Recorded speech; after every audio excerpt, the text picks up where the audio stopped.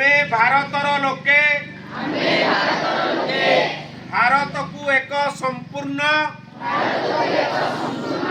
प्रभुता संपन्न समाजवादी धर्मनिरपेक्ष लोकतंत्रात्मक गणराज्य गठन करने निमित्त एवं एहार समस्त नागरिकों को सामाजिक आर्थिक और राजनैतिक न्याय तथा विचार अभिव्यक्ति विश्वास धर्म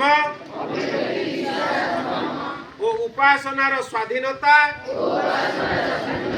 एवं प्रतिष्ठा और सुजोगर समता प्राप्त कराइबा निमित्त तथा सेमानक मध्यरे व्यक्तिर गरिमा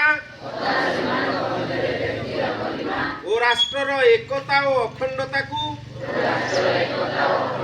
सुनिश्चित करुथुबा भ्रातृत्व वर्धन कराइबा निमित्त दृढ़ संकल्प होई आंभमानकर एही संविधान सभारे अद्य 1949 मसीहा नवेम्बर मास 26 दिवस रे